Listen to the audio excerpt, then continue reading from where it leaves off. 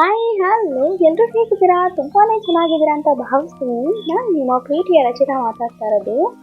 ಈ ರೀತಿ ಒಮ್ಮೆ ಸೂಪರ್ ಟೇಸ್ಟಿ ಆಗಿರುವಂಥ ಪೂರಿ ನೀವು ಕೂಡ ಟ್ರೈ ಮಾಡಿ. ಖಂಡಿತ ಸಿಕ್ಕಾಪಟ್ಟೆ ಟೇಸ್ಟಿ ಆಗಿರುತ್ತೆ ಮತ್ತು ಯಾವ ರೀತಿ ಉಬ್ಬುತ್ತೆ ಅಂತ ನೀವು ನೋಡ್ಬೋದು ಮತ್ತು ಎಷ್ಟು ಸ್ಮೂತ್ ಆಗಿರುತ್ತೆ ಅಂತಲೂ ನೀವು ನೋಡ್ಬೋದು. ತಿನ್ಬೇಕಾದ್ರೆ ಬಾಯಲ್ಲಿಟ್ಟರೆ ಸಾಕು ಕರ್ಗೋಗುತ್ತೆ. ಆ ರೀತಿ ಇರುವಂಥ ಪೂರಿ ನೀವು ಕೂಡ ಮಾಡಬೇಕಾ? ಹಾಗಾದ್ರೆ ಈ ವಿಡಿಯೋ ಮಿಸ್ ಮಾಡಲೇಬೇಡಿ. ಈ ಒಂದು ಪೂರಿನ ಮಾಡೋದಕ್ಕೆ ನಾನಿಲ್ಲಿ ಗೋಧಿ ಹಿಟ್ಟು ತಗೊಂಡಿದ್ದೀನಿ.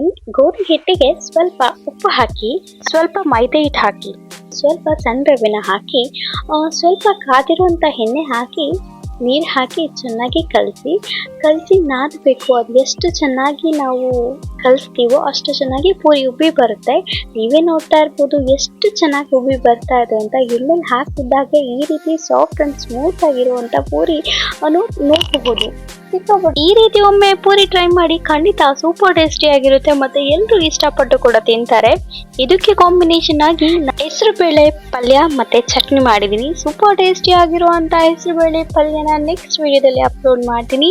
ಅಂಟಿಲ್ ದೆನ್ ಈ ಒಂದು ರೆಸಿಪಿ, ಈ ಒಂದು ಪೂರಿ ಖಂಡಿತ ನಿಮಗೆ ಇಷ್ಟ ಆಗಿದೆ ಅಂತ ಅನ್ಕೋತೀನಿ. ಯಾರೆಲ್ಲ ಪೂರಿ ಮಾಡೋದಕ್ಕೆ ಬರಲ್ಲ ಅನ್ನೋರು ಈ ರೀತಿ ಕೆಲವು ಟಿಪ್ಸ್ನ ಫಾಲೋ ಮಾಡಿದಲ್ಲಿ ಖಂಡಿತ ಸೂಪರ್ ಟೇಸ್ಟಿ ಆಗಿರುತ್ತೆ.